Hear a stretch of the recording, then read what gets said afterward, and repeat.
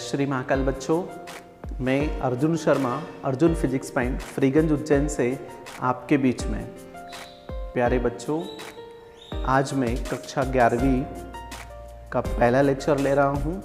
इस पहले लेक्चर में सभी 11वीं के बच्चों का बहुत बहुत स्वागत है।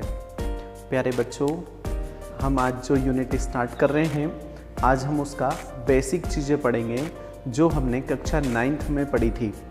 9th में अगर आपने इतनी सारी चीज़ें पढ़ी हैं तो 11वीं में थोड़ा सा उसका बड़ा रूप पढ़ना पड़ता है। हम जो 10वीं में पढ़ते हैं वो उसका 12वीं में बड़ा रूप पढ़ने को मिलता है। तो प्यारे बच्चों, आज जो हम पढ़ रहे हैं वो केवल बेसिक है। इसको हमें समझना है, अच्छे से दिमाग में बिठाना है, तब जाके हम अच्छे से सारी चीज़ें क्लियर कर पाएंगे। तो पूरा वीडियो ध्यान से देखिए। अगर किसी ने अभी तक चैनल को सब्सक्राइब नहीं किया है तो कृपया सब्सक्राइब कीजिए, ताकि नए बनने वाले वीडियो आपके पास सबसे पहले पहुँचे। ठीक है बच्चों। प्यारे बच्चों, आज हम चैप्टर 3 पढ़ रहे हैं जो यूनिट 2 के अंतर्गत है। तो ध्यान दीजिए,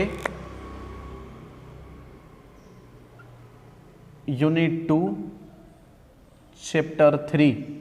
यूनिट 2 जो है उसमें 3 ऑब्जेक्टिव आएंगे और एक 5 नंबर का क्वेश्चन आएगा।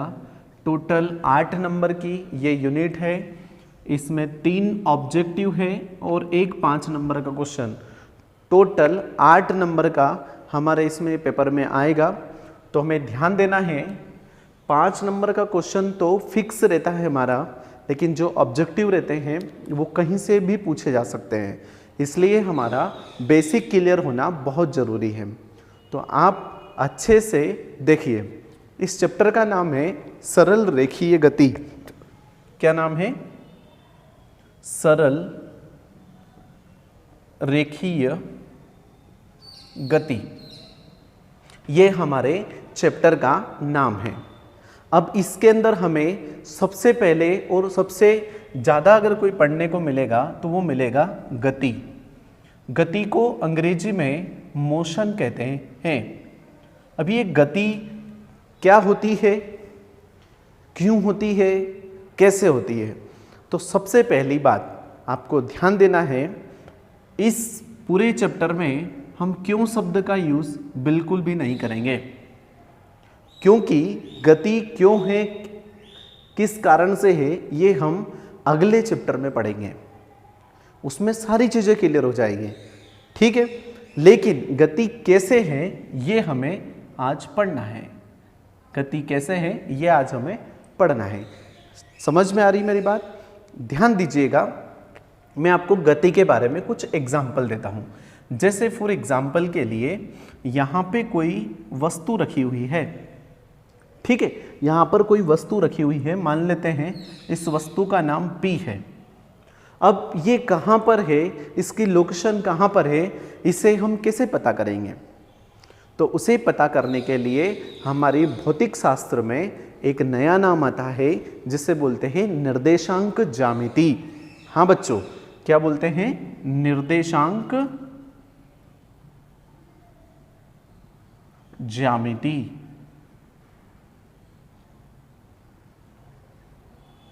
अब देखना ध्यान से, ये निर्देशांक ज्यामिति तो बहुत बड़ा वर्ड है, लेकिन इसको समझेंगे कैसे? तो बहुत आसान तरीका है। देखिए, हम समझते हैं कि कैसे निर्देशांक ज्यामिति को समझते हैं। जैसे फॉर एग्जाम्पल के लिए P कोई वस्तु है जो कि यहाँ पर है। अब ये यहाँ पर है, कैसे पता चलेगा? तो हम एक ग्राफ खींचते हैं। ये हमारा x अक्ष है, ये y अक्ष है। यहाँ पर इसके जो कोऑर्डिनेट है, निर्देशांक है, 0 0 है, क्योंकि यहाँ पे दोनों की शुरुआत नहीं होती है। मान लेते हैं यहाँ पे 1 2 3 4 5, यहाँ पे भी 1 2 3 4। ठीक है, अब देखते हैं ध्यान से, थोड़ा 4 यहाँ ले लेते हैं, 5 यहाँ ले लेते हैं। ठीक है, यहाँ पे अगर अपन देखते हैं तो इसकी संख्या होगी 1 2 3 4 5। यहाँ देखते हैं 1 2 3, यहाँ पे 4। ठीक है, तो ये जो नंबर चल रहा है ये हमारा x अक्ष का है, ये जो नंबर चल रहे हैं ये y अक्ष के हैं, ठीक है। मान लो ये वस्तु यहाँ पर है, तो सबसे पहले हम देखेंगे कि x अक्ष की तरफ कौन से नंबर पर ये आ रहा है। तो देखते हैं ये यहाँ पर, और यहाँ से भी ये यहाँ पर आ रहा है। अगर हम संख्या को चेंज भी कर दें, मान लो थोड़ा सा छोटा अंक ले लें, जैसे कि यहाँ पे 1 है, यहाँ पे 2 है, यहाँ पे 3 है, और यहाँ पे अगर अपन ले ले 4 और यहाँ पे ले ले 5, तो एक y सेम था, इसलिए मैंने थोड़ा चेंज कर दिया। तो हम इसको कैसे समझेंगे कि x अक्ष के कोऑर्डिनेट में कौन सा नंबर आ रहा है, तो बोले 3 आ रहा है, तो हम यहाँ पे 3 लिख देंगे, कॉमा y अक्ष में कौन सा आ रहा है, तो 4 आ रहा है। तो ये हमारी इस वस्तु की स्थिति पता चल जाती है कि ये एक ज्योमेट्रिकल एक्सिस में या कोऑर्डिनेट, इसमें क्या बोलते हैं, निर्देशांक ज्यामिति में 3 और 4 नंबर बोले तो x के 3 पर और y के 4 नंबर पर ये मौजूद है। समझ में आ रही बात? तो ये हमारा निर्देशांक ज्यामिति के अंतर्गत आ जाता है। अब देखना ध्यान से क्या होता है। अब ये जो एक y अक्ष होता है, एक x अक्ष होता है, और एक होता है z अक्ष, ये z अक्ष है। अब ये तीनों जो अक्ष होते हैं ये एक दूसरे के परपेंडिकुलर होते हैं। अब परपेंडिकुलर कैसा होता है, ध्यान देना, ये एक दूसरे के लंबवत होते हैं। जैसे फॉर एग्जांपल के लिए ये हमारा x अक्ष है, ठीक है, ये हमारा y अक्ष है, तो z अक्ष किधर जाएगा, ये हमारा z अक्ष है। समझ में आ रही मेरी बात? जैसे फॉर एग्जांपल के लिए पेन से अगर समझें तो ये हमारा x अक्ष, ये हमारा y अक्ष, और ये जो आ रहा है ये z अक्ष है। समझ में आ रही मेरी बात? तो ये जो x अक्ष है ये वाला, ये x का पॉजिटिव है, ये x का नेगेटिव है, ठीक है। ये y का पॉजिटिव है और ये y का नेगेटिव है। ये z का पॉजिटिव है और ये z का नेगेटिव है। समझ में आ रहा है? अब ये एक दूसरे से लंबवत है, 90 डिग्री पर है, सब एक दूसरे से 90 डिग्री के एंगल पे हैं, अर्थात तीनों अक्ष एक दूसरे के लंबवत होते हैं। बात समझ में आ रही बच्चों? ये केवल और केवल बेसिक क्लियर है, आपको केवल समझना है, ठीक है। अब इसके आधार पर हम ऐसा लिख सकते हैं, ये वाले के आधार पर हम लिख सकते हैं कि x अक्ष लंबवत है y अक्ष पर, ये साइन जो है ये लंबवत का है, और y अक्ष लंबवत है z अक्ष के। कह सकते हैं कि नहीं कह सकते? ये भी मैंने बताया, ये x है, ये z है और ये y है। तो देखो ये यहाँ से भी 90 डिग्री का एंगल बना रहा है, 1 मिनट, ये यहाँ से भी 90 डिग्री का एंगल बना रहा है, कि यहाँ से भी, सब एक दूसरे से 90 डिग्री का एंगल बना रहे हैं। तो हम लिख सकते हैं कि जो x अक्ष है वो y के लंबवत है, 90 डिग्री पर है, और जो y अक्ष है वो z अक्ष के लंबवत है। ये ऐसा है, ठीक है, एक आपकी तरफ आ रहा है ये, ठीक है। देखिए ध्यान से, हम अगली चीज़ों के बारे में पढ़ते हैं। तो देखना ध्यान से, जब कोई ये सरल रेखी वस्तु जो होती है अगर एक ही अक्ष पे गति करती है तो क्या होता है। मान लो ये वस्तु है, ये एक ही अक्ष पर गति कर रही है। अब x एक ही अक्ष है, मान लो कि ये x अक्ष के सापेक्ष गति कर रही है। तो देखते हैं ध्यान से, यहाँ पे अगर कोऑर्डिनेट देखें तो ये हो रहा है x का 1 और y का 0, यहाँ पे x का 2 और y का 0, ये x का 3 और y का 0। मतलब कुल मिला के ये x अक्ष के सापेक्ष गति कर रही है, y के इधर नहीं जा रही है, मतलब ऊपर की ओर नहीं जा रही है, केवल इधर ही जा रही है। अब ये जो गति हो रही है ये कौन सी गति हो रही है, ये सरल रेखीय गति हो रही है। कौन सी गति हो रही है, सरल रेखीय गति हो रही है। इसको एक और नाम बोलते हैं, इसको बोलते हैं एक विमीय गति भी बोलते हैं। क्या बोलते हैं, एक विमीय गति भी बोलते हैं, 1 डायमेंशनल मोशन भी बोलते हैं। अब ये कैसी होती है, तो एक सीधी जो ट्रेन दौड़ती है, जैसे फॉर एग्जाम्पल अपन ले तो रेल की पटरी पर दौड़ती हुई रेलगाड़ी की गति, रेल की पटरी पर दौड़ती हुई रेलगाड़ी की गति क्या होती है, सरल रेखीय गति होती है। वो जिगजैग नहीं चलती कि ऊपर की ओर कहीं पे भी, तो वो एक सरल रेखीय गति में आती है। अगर इसकी परिभाषा पढ़े तो क्या होगा, ध्यान देना, जब कोई वस्तु एक सीधी रेखा में गति करती है। जब कोई वस्तु एक सीधी रेखा में चलती है तो उसे सरल रेखीय गति कहते हैं। इसकी डेफिनेशन क्लियर हो रही है? देखना ध्यान से, जो हमने अभी डाला था क्वेश्चन मार्क पे, जो जस्ट अभी हल लिखा, ये क्या है? तो क्या बोलेंगे, जब कोई वस्तु एक सरल रेखा में चलती है तो उसे एक सरल रेखीय गति कहते हैं। इसे वन डायमेंशनल मोशन भी बोलते हैं, अर्थात एक विमीय गति भी बोलते हैं। ठीक है, अब ध्यान देना, जो एक विमीय गति में अगर देखें तो वस्तु को चलने के लिए कोई पूछ सकता है और हमें भी क्लियर होना चाहिए, तो ये पॉइंट ध्यान रखना। एक विमीय गति में वस्तु को चलने के लिए कितने अक्ष होते हैं? क्या बोला? एक विमीय गति में वस्तु को चलने के लिए कितने अक्ष होते हैं? तो उसका आंसर है केवल एक अक्ष। क्या होता है? केवल एक अक्ष। या तो वो एक्स अक्ष के सापेक्ष चलेगा, या वाई अक्ष के सापेक्ष चलेगा, या जेड अक्ष के सापेक्ष चलेगा। ठीक है, लेकिन उसमें दिशाएं दो होती है। हाँ जी हाँ, दिशाएं कैसी होती है? दो होती है। अक्ष एक होता है, देखना ध्यान से। मान लो ये एक्स अक्ष है, यहां पे कोई चल रहा है, ये ऐसे एक ही रास्ते पे चलते चलते कभी भी दूसरे अक्ष पे नहीं जाएगी, लेकिन दिशाएं दो हो सकती है। कैसे? एक एक्स अक्ष के पॉजिटिव तो एक एक्स अक्ष के नेगेटिव, ये दो रास्ते हो गए। या तो वो पॉजिटिव की तरफ जा सकती है या नेगेटिव की तरफ जा सकती है। समझ में आ रही मेरी बात? तो किसी भी वस्तु के लिए एक विमीय गति में केवल अक्ष एक होता है, लेकिन उसकी दिशाएं दो होती है। याद रखने वाली बातें हैं ये। अब देखना ध्यान से, गति होती कहाँ है? अब हम देखते हैं मेन चीज ये, और हम अंदर डीप में जा रहे हैं। बहुत ही डीप में अगर अपन अध्ययन करें तो गति के बारे में होती है कि गति कहाँ होती है। तो गति दो तरफ से होती है। पहला पॉइंट होता है गति का, पहला पॉइंट स्थिति में परिवर्तन। क्या होता है? स्थिति में परिवर्तन। और दूसरा पॉइंट होता है इसका समय। पहला क्या है?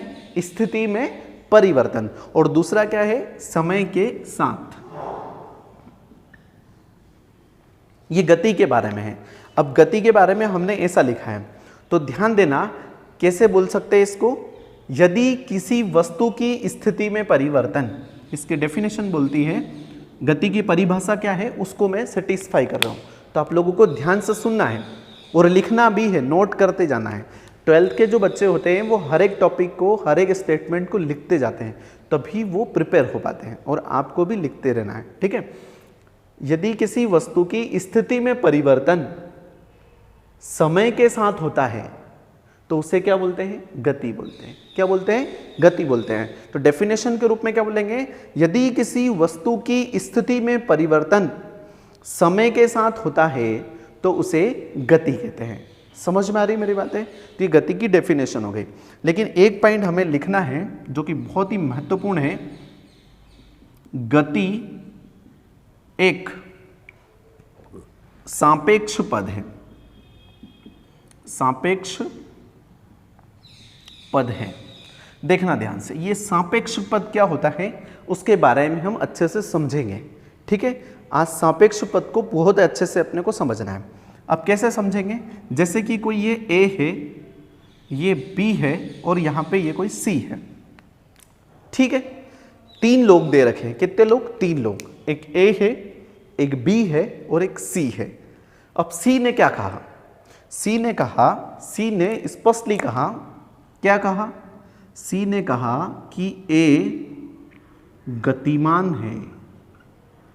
C ने क्या कहा? C ने क्या कहा कि A गतिमान है, और B ने कहा कि A विरामावस्था में है। एक ही चीज को दो अलग अलग लोगों ने अलग अलग कमेंट करे। C ने कहा कि A गतिमान है, लेकिन B ने कहा कि A विराम अवस्था में है। और ये दोनों बातें क्या सही हो सकती है? क्या दोनों ने बात बोल दी एक ही बंदे के ऊपर? क्या ये बात सही है? जी हाँ, ये सही बात है। कैसे, अब मैं एक बहुत अच्छे उदाहरण से आपको समझाता हूँ। देखिए ध्यान से, सी ने कहा है कि ये गतिमान है, लेकिन बी ने कहा कि ये विराम अवस्था में है। ये बात सही है। अब कैसे, देखना ध्यान से। ए और बी एक ट्रेन के अंदर बैठे हुए हैं। ये ट्रेन है और बहुत स्पीड में इधर चल रही है, ठीक है। लेकिन सी जो है वो कहाँ है, प्लेटफॉर्म पर है या ग्राउंड फ्लोर पे है, ठीक है। देखना ध्यान से, सी ने जब देखा कि ट्रेन चल रही है, मेरी बात समझ में आ रही होगी अब आपको। सी क्या है, सी ने कहा कि ए गतिमान है, ट्रेन चल रही है। वास्तविकता में भी सी ने कहा कि ए क्या है, गतिमान है। लेकिन ये बात तो सही हो गई। अब बी की बात करें, बी ने कहा, ये बी है, ए को उसने देखा तो ए क्या है, विराम अवस्था में बैठा हुआ उसके पास में ही। वो जहां बैठा है वो वहीं बैठा है। आधे घंटे बाद फिर देखा तो ए वहीं के वहीं था।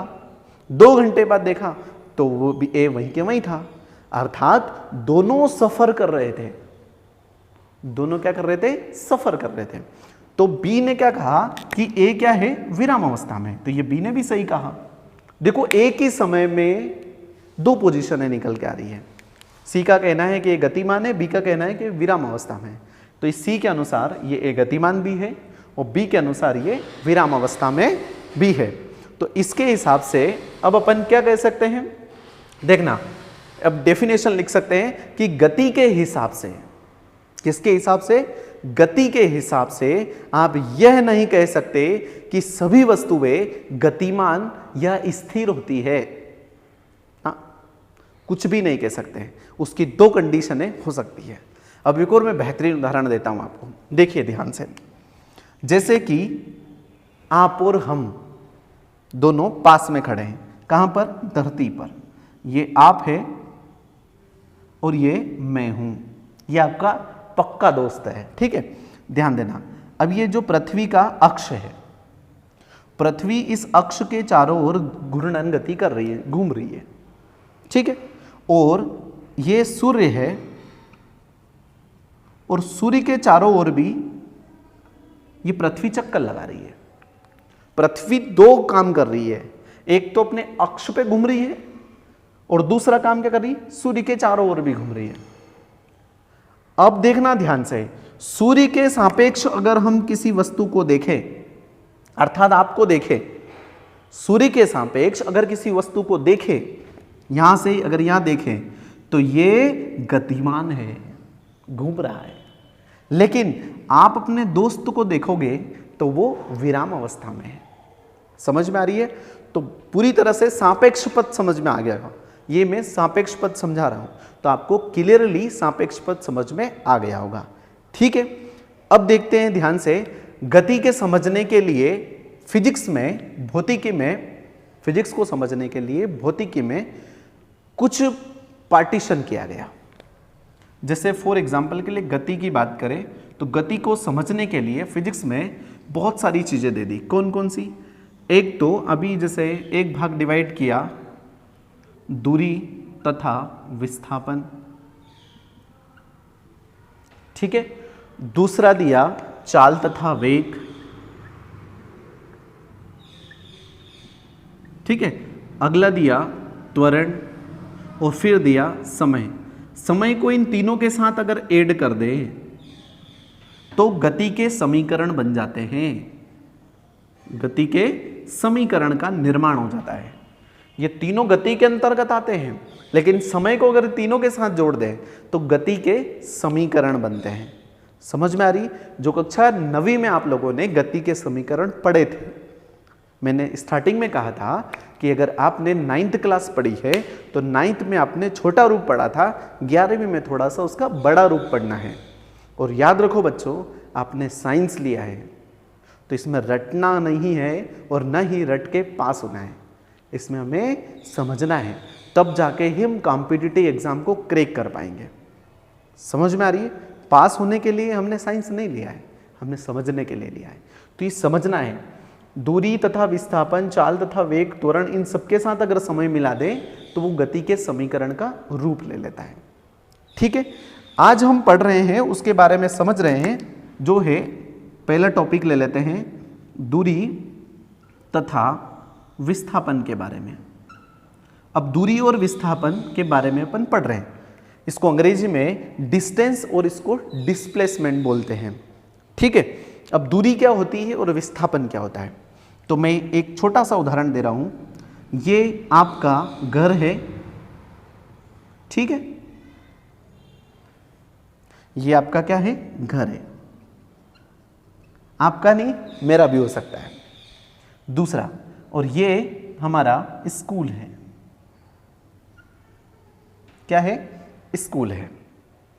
ये हमारा घर है, ये हमारा स्कूल है। हम यहां से चलते हैं तो साइकिल से चल रहे हैं, तो ये सा टेढ़ा मेढ़ा मार्ग ऐसे चलते हुए हम कहाँ पहुंच गए, स्कूल तक पहुंचे। हम साइकिल से इस टेढ़े मेढ़े मार्ग से चलते चलते स्कूल पर पहुंच गए। ये जो हमारा मार्ग है ये है वास्तविक मार्ग है, अर्थात वास्तविक पथ है।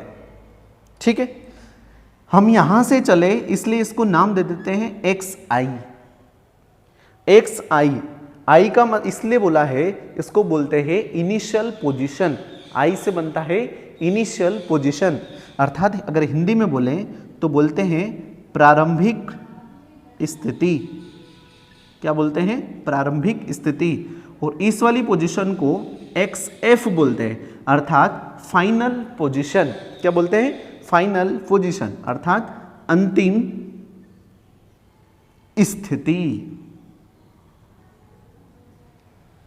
ठीक है, अब ध्यान देना, कोई भी बंदा यहां से चल रहा है, अपने वास्तविक मार्ग को तय करते हुए चल रहा है और कहां पहुंच गया, स्कूल पे पहुंच गया है। ठीक है, ये इसकी प्रारंभिक स्थिति बच्चे की और ये अंतिम स्थिति है और ये इसका वास्तविक मार्ग है। अब हम परिभाषा बोलेंगे किसकी, दूरी की। किसकी परिभाषा बोलेंगे, दूरी की परिभाषा बोलेंगे। देखिए कैसे बोलते हैं दूरी की परिभाषा। वस्तु की प्रारंभिक स्थिति, क्या बोला मैंने, वस्तु की प्रारंभिक स्थिति और अंतिम स्थिति आप लोगों को राइट करना है। ठीक है, तो क्या लिखा, क्या बोला मैंने, वस्तु की प्रारंभिक स्थिति से अंतिम स्थिति तक, वस्तु की प्रारंभिक स्थिति से अंतिम स्थिति तक तय की गई वास्तविक पथ की लंबाई को दूरी कहते हैं। परिभाषा रटना नहीं है, मैंने पहले ही बोला था आपको। देखना ध्यान से, किसी भी वस्तु की प्रारंभिक स्थिति से अंतिम स्थिति तक तय की गई वास्तविक पथ की लंबाई को दूरी कहते हैं। समझ में आ रहा है ना आपको बहुत अच्छे से? देखना ध्यान से एक बार और, किसी वस्तु की प्रारंभिक स्थिति से अंतिम स्थिति तक तय की गई वास्तविक पथ की लंबाई को दूरी कहते हैं। ठीक है, अगली डेफिनेशन हमें सेटिस्फाई करना है विस्थापन को। ठीक है, तो देखना ध्यान से, हमें देखना है कि स्कूल से घर तक की सबसे छोटा रास्ता कौन सा है, तो ये वाला होगा। स्कूल से घर तक का सबसे छोटा रास्ता कौन सा, तो ये शॉर्टकट, सबसे छोटा रास्ता, तो इसको बोलते हैं लघुत्तम, मतलब लघुत्तम पथ, सबसे छोटा रास्ता। क्या बोला, सबसे छोटा रास्ता। अब इसकी डेफिनेशन कैसे आएगी, ध्यान देना, वस्तु की प्रारंभिक स्थिति से अंतिम स्थिति तक आने में जो लघुत्तम पथ होता है उसकी लंबाई को विस्थापन कहते हैं। या वास्तविक बोला था या लघुत्तम बोला था, केवल एक छोटा सा शब्द है जिसका हेरफेर है। समझ में आ रही मेरी बात? एक बार और, किसी वस्तु की प्रारंभिक स्थिति से अंतिम स्थिति तक जाने में या तय करने में लघुत्तम पथ की लंबाई को विस्थापन कहते हैं। मेरी बात समझ में आ रही है? प्यारे बच्चों, हम कक्षा 11वीं के हैं। हमें सबसे ज़्यादा पढ़ना अगर है तो वो पढ़ना है बेसिक। अगर हमारे बेसिक क्लियर होंगे तो हम बहुत अच्छे से सारी एग्ज़ामों को क्लियर कर पाएंगे। ठीक है, आज मैंने केवल और केवल आपको बेसिक पढ़ाया है, आगे बिल्कुल भी नहीं पढ़ाया है। कल हम दूरी और विस्थापन का ऑपरेशन करेंगे, इसके बारे में अच्छे से पढ़ेंगे। ठीक है, तो आज हमने केवल और केवल इसका बेसिक पढ़ा है। ठीक है, तो आप आई होप कि आप अच्छे से इस वीडियो को देखा होगा। आप लोगों ने इस वीडियो को देखकर आपने कुछ न कुछ समझा होगा, कुछ सीखा होगा। आई होप बच्चों कि आप लोगों ने अभी तक सब्सक्राइब नहीं किया है चैनल को, तो प्लीज़ कीजिए, जो आगे आने वाले वीडियो तत्काल तुरंत ही आपको मिल जाएंगे। ठीक है, तो आज के लिए इतना ही। जय श्री महाकाल।